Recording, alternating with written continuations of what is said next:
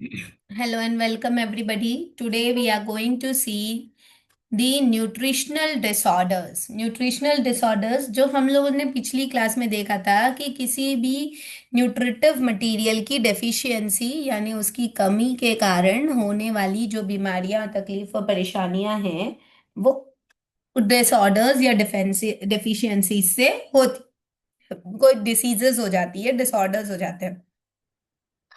तो यहाँ पर हम ये समझेंगे कि कौन सी न्यूट्रिटिव प्रोडक्ट से कौन सी डेफिशिएंसी, कौन सा डिसऑर्डर होता है। तो बेसिकली सबसे ज्यादा मैंने आपको बताया था कि माइक्रो न्यूट्रिएंट जैसे विटामिन और मिनरल्स होते हैं।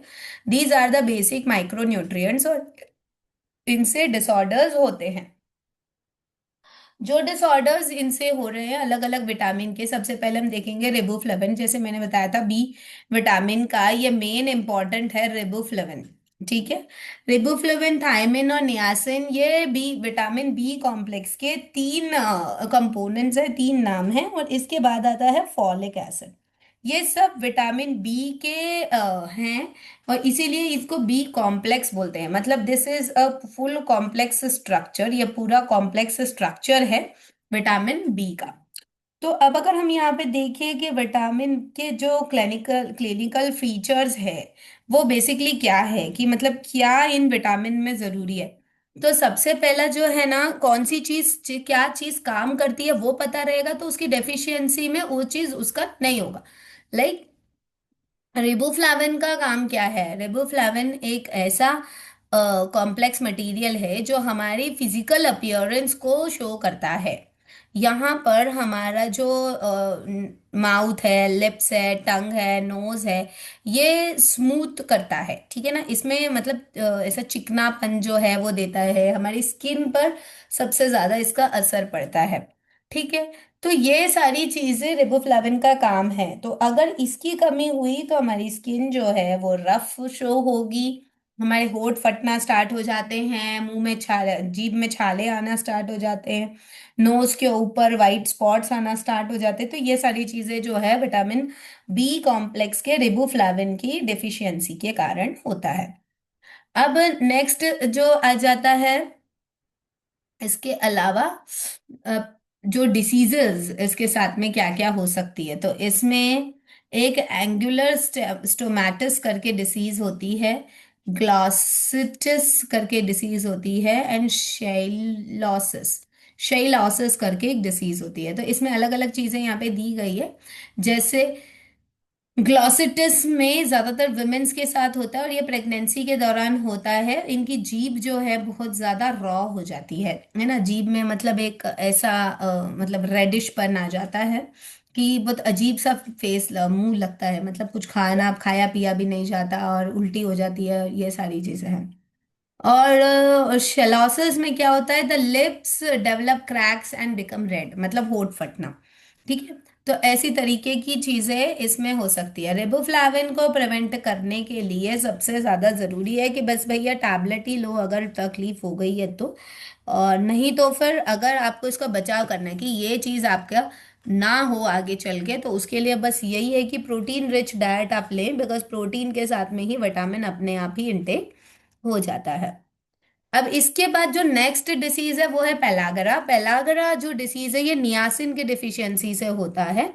और ये जो है हमारी बॉडी में रफ स्किन तो करता ही है, लेकिन साथ में stomach type of stomach infection, gastro intestinal infection, nervous system को इफेक्ट करना, ये सारी चीजें जो है पेलागरा के कारण होती है। डर्मेटाइसिस, डर्मेटाइसिस मीन स्किन पे इफेक्ट करना, डायरिया मीन्स पेट पर अफेक्ट करना, फ्रीक्वेंट स्टूल्स होते हैं, पानी जैसा स्टूल पैसिंग होता है, एब्डोमिनल पेन, क्रैम्पिंग, ये सारी चीजें जो हैं वो होती हैं। इसके साथ साथ में mental affection, anxiety, irritability, forgetfulness, ये सारी चीजें नियासिन की डिफिशियंसी से होता है।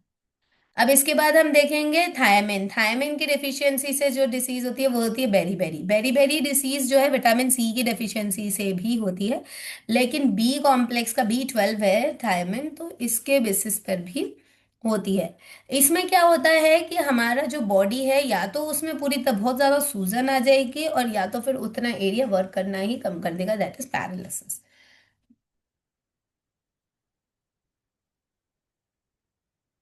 तो इस प्रकार की डिसीजेस जो है वो होंगी। इसके बाद जो नेक्स्ट आ जाता है विटामिन डी। विटामिन डी की डेफिशिएंसी से होती है रिकेट्स। रिकेट्स भी हमारे बोन्स पे अफेक्ट करता है, हमारे बोन्स की डिफॉर्मिटी होती है। यूजुअली चेस्ट और ब्रेस्ट एरिया के जो बोन्स है वो ज्यादा डिफॉर्म हो जाते हैं। रिब केज जो है वो सबसे ज्यादा अफेक्ट करता है, और इसीलिए हार्ट और लंग्स को प्रोटेक्शन ना अच्छे से मिलने पर ये डेथ का भी कारण बन सकता है, but in very severe cases.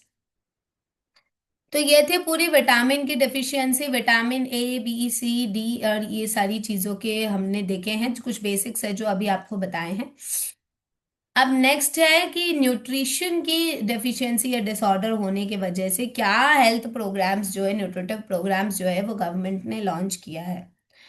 तो सबसे पहला प्रोग्राम है प्रोफाइलैक्सिस प्रोग्राम, जो नाइट ब्लाइंडनेस से बचने के लिए ये किया गया है। इस प्रोग्राम का ये ऑब्जेक्टिव है कि हर बच्चे को जो है हम विटामिन ए का जो रहता है ड्रॉप, एक्चुअली विटामिन ए का ड्रॉप होता है, वो बच्चे को पिलाया जाए, ताकि विटामिन ए जो है बच्चे को अच्छी तरीके से रहे, बच्चों की आईज अच्छे से हो, बच्चों का एलिमेंट्री कैनाल भी अच्छे से हो, डाइजेस्टिव सिस्टम भी अच्छी तरीके से हो।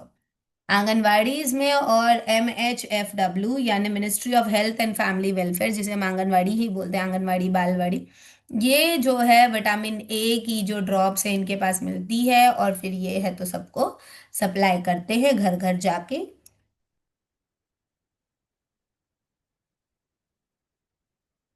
तो ये हुआ न्यूट्रिटिव प्रोग्राम।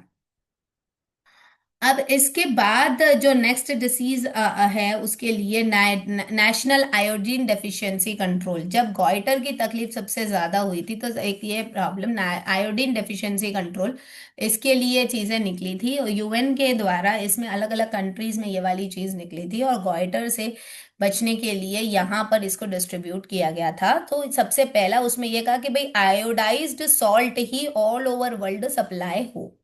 नहीं तो पहले लोग है ना रॉ सॉल्ट खाते थे, जो कड़क नमक होता है ना, विदाउट आयोडीन, आयोडीन युक्त नमक नहीं खाते थे। मतलब सॉल्ट क्या है, ऐसी चीज है। तो आप अगर ये देखें सॉल्ट में आयोडीन होता है या नहीं होता, वो एक अलग केमिकल में, हर एक सॉल्ट में आयोडीन हो ऐसा नहीं है, बट कॉमन सॉल्ट यानी खाने के नमक में आयोडीन होना चाहिए, बिकॉज उससे हमारे बॉडी में आयोडीन अच्छे से जाएगा, प्रॉपर वे में सप्लाई, क्योंकि नमक के बिना भोजन हमेशा अधूरा होता है।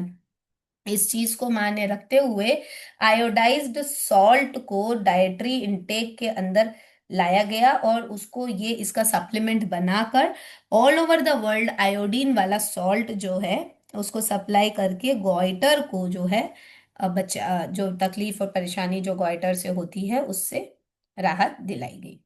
ठीक है, ये वो चीज है। नाउ नेक्स्ट, इसके बाद ICDS प्रोग्राम का लॉन्च हुआ, इंटीग्रेटेड चाइल्ड डेवलपमेंट सर्विसेज। इसके अंतर्गत बच्चे को proper nutrition, vaccination that is immunisation, regular health checkup और ग्रोथ मॉनिटरिंग चेकअप और normal basic formal education system, ये सारी चीजें बताई गई। इधर पे टारगेट ग्रुप्स था 1 to 8 years तक के बच्चे, pregnant womens and lactating mothers. तो यहाँ पर ICDS जो प्रोग्राम है इसने ये सारी चीजें जो है वो लॉन्च करी है। इसके बाद मिड डे मील प्रोग्राम। अभी देखो, अभी ये सारे वही वही प्रोग्राम्स हैं जो हमने अब तक देखे हैं, तो please you all please go through this and read it out. अगर कुछ डाउट हो तो फिर आप पूछ लीजिएगा, बट कहीं से भी आप लिखो, चाहे ऊपर वाले से लिखो नीचे वाले से लिखो, सेम चीज है। देखिए बालवाड़ी का, आंगनवाड़ी का, कौन से देखो 1 से 3 तक के कैलोरी का जो है न्यूट्रिटिव प्रोग्राम, इतना प्रोटीन मिलना चाहिए, किसको मिलना चाहिए, pre school children, pregnant woman, lactating mother and children of low income group, ये 4 लोगों के लिए ये सुविधाएं रहती हैं। Now next, major health programs. ये तो मैं बेसिक हेल्थ प्रोग्राम्स थे। मेजर हेल्थ प्रोग्राम्स में यूनिसेफ मतलब UN के द्वारा बनाया गया। तो यूनिसेफ ने WHO ऑर्गेनाइजेशन बनाकर और इस पर संस्थापना करी। तो ये देखिए, ये है proper major health programmes. National immunisation programme, family welfare programme, night blindness due to vitamin A deficiency के प्रिवेंशन के लिए programme, anaemia control, iodine deficiency control, national filaria control, national programme for the control of blindness, national AIDS control programmes, national mental health programme, diabetes control, tuberculosis control, malaria eradication programme and child survival and safe motherhood programme. तो इतने सारे national level के programmes जो हैं वो launch किए हैं। जैसा कि नेम भी सजेस्ट करता है, ओवरऑल ग्रोथ एंड डेवलपमेंट पर ये प्रोग्राम्स लॉन्च किए गए हैं। कोई भी प्रोग्राम को आप अच्छे से अंडरस्टैंड कर लें, समझ लें, जिसमें सबसे ज्यादा इंपॉर्टेंट है child survival and safe motherhood programme. Because ये वो है जो अब तक हम लोगों ने देखा नहीं है, तो वही चीज मैं अभी बता रही, बाकी इससे मैक्सिमम चीजें जो हम ऊपर पढ़ चुके हैं। तो अब देखिए, जैसे ये एड्स कंट्रोल है, ट्यूबरकुलोसिस वगैरह सब बीमारियों का कंट्रोल है, लेकिन इस सेफ मदरहुड वाला प्रोग्राम ये है कि इन्फेंट मोर्टालिटी ना हो, मतलब बच्चे का जन्म होते ही वो मृत्यु को कभी कभी बच्चे प्राप्त हो जाते हैं, तो ऐसा कुछ ना हो पाए, इसीलिए जच्चा बच्चा दोनों का ध्यान रखा जाए। ये चीज पर ध्यान रखें, ये इसका प्रावधान रहे। ठीक है, फीमेल इन्फेंटिसाइड ना हो, चाइल्ड इन्फेंटिसाइड भी ना हो, न्यू नेटल केयर अच्छे से मिले बच्चे को, प्रॉपर टिटनेस हो, पोलियो इरेडिकेशन में जैसे बार बार हो रहा है, हर 2 से 5 साल तक के उम्र के बच्चों को पोलियो की 2 बूंद पिलाएं। ये सब इतना फैलाया गया, इतना बताया गया, इतना बोला गया कि आज हमारा भारत जो है चाइल्ड सर्वाइवल और सेफ मदरहुड के प्रोग्राम को अच्छी तरीके से लॉन्च करता चला गया। हर एक चीज होने लगी, care after the birth, delivery, care after the delivery of and mother की केयर ना, care after the delivery of the mother, delivery of the child, mother's care after the delivery of the child. Yes, this is the correct statement. हाँ, and then anemia, hemorrhages, mother's infection after the delivery and all these things are taken care of. अब इसको assess कैसे किया गया? तो assess करने के लिए एंथ्रोपोमेट्रिक मशीन होती है। एंथ्रोपोमेट्रिक मशीन जो होती है, ये पीरियोडिकल हेल्थ, वेट, हाइट और अलग अलग बॉडी के सर्कमफेरेंसेस को चेक करता है। इसके साथ साथ में पेम को भी चेक करता है। पेम याद है? प्रोटीन, एनर्जी, माल न्यूट्रिशन, जहां हमने देखा था क्वेश्योरकर, मरासमस जैसे टाइप की डिसीजेस जो प्रोटीन और एनर्जी के प्रॉपर सप्लाई के बिना होती है, मतलब सप्लाई अगर सही नहीं हो तो पेम हो जाता है। तो ये वो सारी चीजें हैं जो देखी जाती हैं। नेक्स्ट आता है हमारा क्लिनिकल मेथड। क्लिनिकल मेथड वो मेथड है जहां पर न्यूट्रिशनल स्टेटस को एक्सेस किया जाता है। ये बच्चों की बॉडी के साथ साथ में इनके बॉडी में अगर किसी भी प्रकार की कोई भी चीज की डेफिशिएंसी है तो उसको ये देखता है, चेक करता है और उसके बेसिस पर इसको जो भी सुविधा करना है उपाय, वो सारी चीजें वो बताता है। ग्रोथ मॉनिटरिंग और इसके अलावा डाइट सर्वे। क्या डाइट, कौन से एरिया के लोग किस प्रकार की डाइट ले रहे हैं, ग्रोथ प्रॉपर वे में मॉनिटर हो रही है या नहीं हो रही है, ये सारी चीजें आएंगी। नेक्स्ट लास्ट है care of the sick child. ये वाला जो चैप्टर है दिस इज सेल्फ स्टडी कि सिक चाइल्ड की केयर कैसे करनी होती है। तो प्लीज आप लोग इसको देख लीजिएगा, बच्चों की हेल्थ के लिए क्या चीजें इंपॉर्टेंट है। गो थ्रू दिस, ये दिस इज इजी, आप अपने एंड पर भी लिख सकते हैं। एक जनरली बच्चे की केयर में क्या क्या चीजें करनी होती है। छोटा बेबी है तो प्रॉपर डायपर को चेंज करो, उसको नीट एंड क्लीन रखो, उसकी एग्जामिनेशन अच्छे से करवाइए।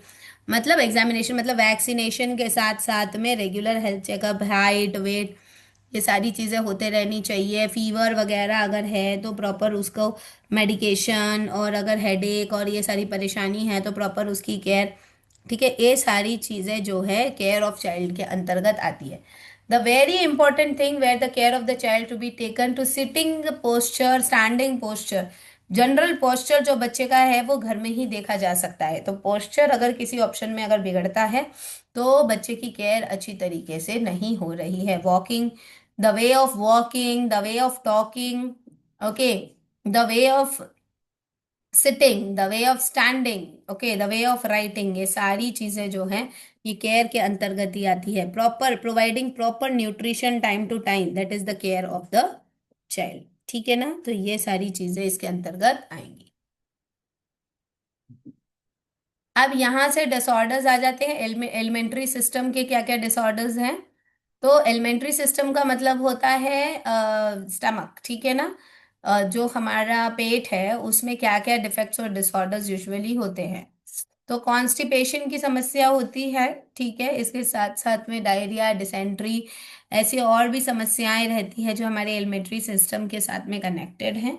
लेकिन उसके कुछ साइंस एंड सिम्टम्स है, इसमें से कुछ चार चार पांच पांच सिम्टम्स भी अगर आप लिख देंगे देन इट इज एक्सेप्टेड। सबके यूजुअली ऑलमोस्ट सेम रहते हैं, तो ये बस आप रीड आउट कर लीजिएगा। अब यहाँ पर देखिए कि अगर हमको डिहाइड्रेशन या कुछ भी ऐसा प्रॉब्लम जो पेट से रिलेटेड समस्या है, तो ऑब्वियसली उसमें ओआरएस देना जरूरी है, ठीक है। फिर क्योंकि इसमें यूजुअली जो मौखिक रूप से धारण किया जाएगा उससे पेट की समस्या जो है वो जल्दी ठीक होगी। Soups, fruit juices, coconut water, छाछ that is butter milk, rice water, ये सारी चीजें जो है ये बच्चों को दी जाए ताकि उनका डिहाइड्रेशन जो है वो कम हो जाए। टाइफॉइड, कॉलेरिया या और डिसेंट्री, ये सारी चीजें जो है ना पेट से ही शुरू होती है और पेट पर ही खत्म होती है। तो पेट की समस्या जो है उसको अगर निदान करना है तो उसके लिए neat and cleanliness and proper intake of food, everything should be steriled and everything should be checked again and again so that there is no infection.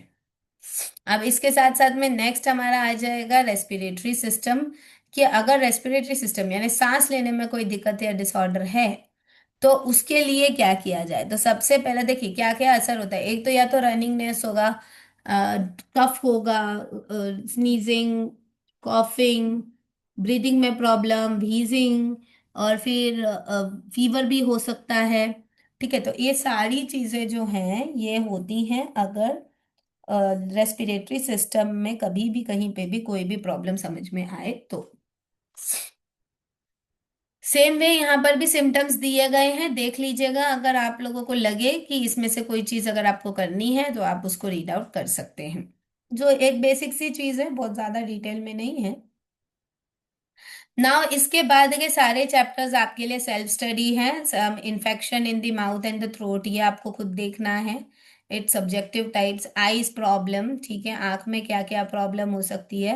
तो देखो ये बहुत सिंपल है। देखिए एक आपको क्या है ना, कोई भी प्रॉब्लम क्या है, जैसे यहाँ पर दिया ना विटामिन ए की डेफिशिएंसी से आई इंजरी होती है, इसके सिम्टम क्या है, ट्रीटमेंट क्या है, बस ये तीन तीन चीजें आपको हर एक की लिखनी है। अगर आप इसको चार्ट फॉर्मेट में बना लेंगे तो आपके लिए काफी फ्रूटफुल होगा। कॉमन डिसीजेस भी देखें, यूजुअली क्या डिसीजेस होती हैं बच्चों को, ये भी सब आप लोग रीड आउट करें। इतना ज्यादा हम वो चीज नहीं कर पाएंगे कि भाई एक एक चीज हम आपको यहाँ पर ऑनलाइन क्लास में रीड करवाएं, लेकिन ये है कि ये बेसिक सी चीजें हैं, लाइक चिकन पॉक्स है और सेप्सिस है। और इसके साथ साथ में देखिए यहाँ पर स्किन प्रॉब्लम बता दिया, और एपिडर्मिस का जो लेयर है वो निकलना स्टार्ट हो जाता है, जिसको हम अर्टिकेरिया बोलते हैं, स्किन का प्रॉब्लम होता है, ठीक है। और फिर इनसे कैसे बचाव करना है। तो ऑब्वियसली हर एक चीज पर ध्यान रखना, क्लीनलीनेस और neatness is the best thing which is happening. Next is common problems of the years. Year की प्रॉब्लम अगर आ रही है तो यहाँ पे पूरा ईयर का पिक्चर दिया गया है।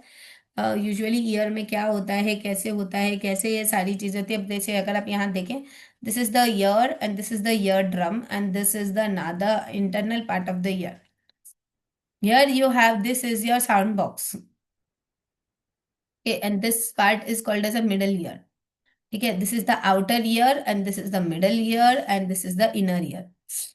इनर ईयर की जो ब्रेन्स होती है, इससे नर्व्स से कनेक्टेड होता है इसका, तो जो भी हम सुनते हैं वो सीधा नर्व के थ्रू हमारे ब्रेन में जाती है और हमें अंडरस्टैंडिंग देती है। That is whatever we are listening we understand, ठीक है। मिडिल ईयर जो होता है वो मेन काम करता है कि सुनने के लिए एक्टिवेट मोटिवेट होना, और इस एरिया से जो साउंड है वो जाता है, तो साउंड जो है इस एरिया पे आकर रुकता है।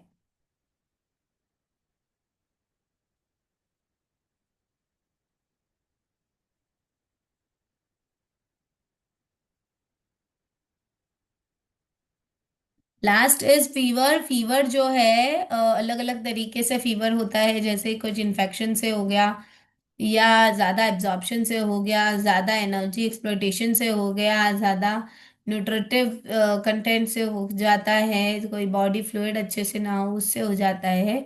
तो ये सारे टाइप के जो इन्फेक्शन है ये फीवर में होते हैं। जी, इसको भी ऐसे ही लिखें आप, बीमारी का नाम, सिम्टम्स एंड ट्रीटमेंट।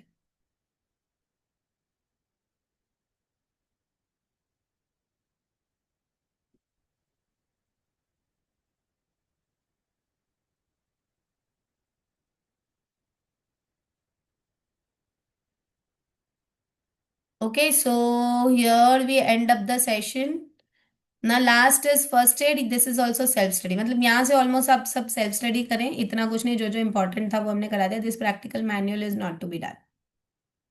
ठीक है, तो today we have completed health education. आपको जो भी कुछ डाउट है तो आप कनेक्ट हो सकते हैं। अभी देखिए कमिंग वीक आप लोगों की क्लास नहीं है, मैंने आप लोगों को पहले भी बताया था। You don't have class in the coming week, so if you have any doubts we will be clarifying after 16। ठीक है ना, आपका प्रैक्टिकल मैंने पहले ही करा दिया है। 16 के बाद में जो है आपका जो भी प्रॉब्लम होगा वो हम देखेंगे, और फिर हम पेपर 4 स्टार्ट करेंगे from 16 onwards, services and programme for children. ठीक है, so we shall end our session here for the day. आज हमारी क्लास थोड़ा लेट स्टार्ट हुई थी, तो मैं रिक्वेस्ट करूंगी आप सभी लोग प्लीज अटेंडेंस डाल दीजिएगा ग्रुप में। अभी मैं लीव करते हैं, कुछ डाउट हो तो फिर बताइएगा। ठीक है, bye bye all of you, do take care of your sales.